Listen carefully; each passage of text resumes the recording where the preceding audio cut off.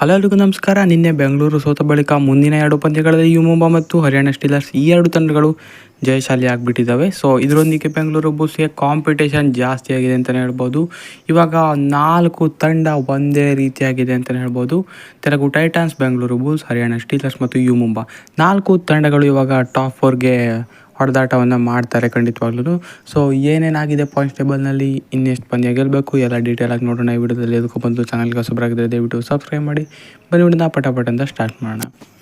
So ನಿನ್ನೆ 3 ಪಂದ್ಯ ಆಗಿತ್ತು. ಮೊದಲ ಪಂದ್ಯದಲ್ಲಿ ಬೆಂಗಳೂರು ಬುಲ್ಸ್ ಸೋತ್ರೆ, ಅದಾದ ಬಳಿಕ ತೆಲುಗು ಟೈಟಾನ್ಸ್ ಕೂಡ ಸೋತಿತ್ತು. ಇನ್ನು ಹರಿಯಾಣ ಸ್ಟೀಲರ್ಸ್ ಕೂಡ ಮ್ಯಾಚ್ನಲ್ಲಿ ಗೆಲುವನ್ನು ಸಾಧಿಸಿತ್ತು. ಸೊ ಇದರೊಂದಿಗೆ 4 ತಂಡಗಳ ಪಾಯಿಂಟ್ಸ್ ನೀವು ನೋಡ್ಬೋದು ಸೇಮ್ ಆಗಿದೆ. In fact same number of matches ಕೂಡ ಪ್ಲೇ ಮಾಡಿದ್ದಾರೆ ಅವರು. ಸೊ 15ರಲ್ಲಿ 8 ಪಂದ್ಯ ವಿನ್ ಆಗಿ 7 ಪಂದ್ಯ ಸೋತಿದ್ದಾರೆ. Telugu titans, Bengaluru bulls, Haryana steelers ಮತ್ತು ಯು ಮುಂಬಾ ಈ 4 ತಂಡಗಳು ಕೂಡ ಸೇಮ್ ಆಗಿ ಇದೆ ಇನ್ಫ್ಯಾಕ್ಟು. ಸೊ ಈ 4 ತಂಡಗಳ ನಡುವೆ ಬಿಗ್ ಫೈಟ್ ಆಗೋದಂತೂ ಪಕ್ಕ ಅಂತಲೇ ಹೇಳ್ಬೋದು ಇನ್ನು ಮುಂದೆ. ಇನ್ನು 3 ಪಂದ್ಯ 4 ತಂಡಕ್ಕೂ ಕೂಡ ಉಳಿದಿದೆ. ಸ್ಕೋರ್ ಡಿಫರೆನ್ಸ್ ತೆಲುಗು ಟೈಟಾನ್ಸ್ದು 42 ಇದೆ, ಬೆಂಗಳೂರು ಬುಲ್ಸ್ದು 29 ಇದೆ, ಹರಿಯಾಣ ಸ್ಟೀಲರ್ಸ್ದು 11 ಆದರೆ ಯು ಮುಂಬಾದು 10 ಇದೆ. ಸೊ ಬೆಂಗಳೂರು ಬುಲ್ಸು 29 ಇರೋದ್ರಿಂದ 4th ಪೊಸಿಷನ್ನಲ್ಲಿ ಇದ್ದಾರೆ. ಸೊ ಮುಂದಿನ 3 ಪಂದ್ಯಗಳನ್ನು ಗೆಲ್ಲಲೇಬೇಕಾಗತ್ತೆ ಇವಾಗ ಟಾಪ್ 4ಗೆ ಕಾಂಪಿಟೇಷನ್ ಜಾಸ್ತಿ ಆಗಿರೋದ್ರಿಂದ. ಇಲ್ಲ ಅಂತ ಹೇಳಿದರೆ ಅವರೆಲ್ಲ ಸೋಲೋದನ್ನು ನಿರೀಕ್ಷೆ ಮಾಡಬೇಕಾಗತ್ತೆ ಖಂಡಿತವಾಗ್ಲೂ.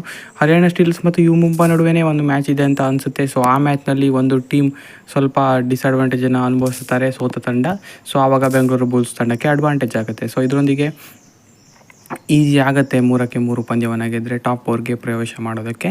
ಇನ್ನು 2 ಪಂದ್ಯ ಗೆದ್ದರೂ ಕೂಡ ಚಾನ್ಸ್ ಇರುತ್ತೆ.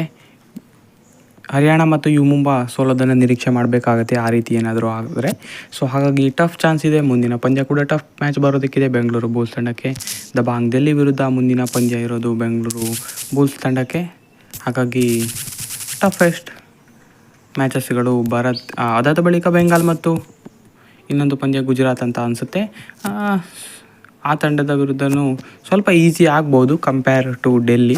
ಸೊ ಡೆಲ್ಲಿ ಮತ್ತು ಪುಣೇರಿ ಪಲ್ಟಾನ್ ತಂಡಗಳು ಟಾಪ್ 2 ಇನ್ಫ್ಯಾಕ್ಟು ಕನ್ಫರ್ಮ್ ಮಾಡ್ಕೊಂಡಿದ್ದಾವೆ. ಯಾಕಂದರೆ ಉಳಿದ ಯಾವ ತಂಡಗಳು ಕೂಡ 12 ವಿನ್ ಆಗೋದಕ್ಕೆ ಆಗೋದಿಲ್ಲ.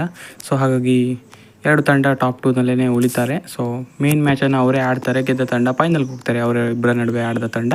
ಇನ್ನು ಟಾಪ್ 4ಗೆ 4 ತಂಡಗಳು ಇವಾಗ ಭಾರಿ ಜಿದ್ದಿಗೆ ಬಿದ್ದಿವೆ.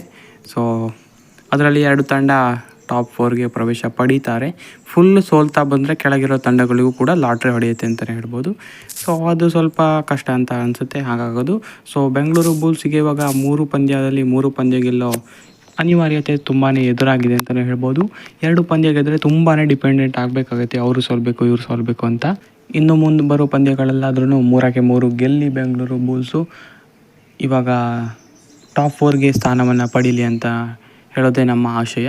ಸೊ ಇದಕ್ಕೆ ಇನ್ನೂ ಹೇಳಬೇಕು ಅಂದರೆ ಟಾಪ್ 8ಅಲ್ಲಂತೂ ಖಂಡಿತವಾಗ್ಲೂ ಇರ್ತಾರೆ ಅಂತ ಸ್ಟ್ರಾಂಗಾಗಿ ಅನಿಸ್ತಾ ಇದೆ. ಟಾಪ್ 4ಗೆ ಸ್ವಲ್ಪ ಬಾಯಿಗೆ ಬಂದಿದೆ ಇವಾಗ ಅಂತ ಹೇಳ್ಬೋದು.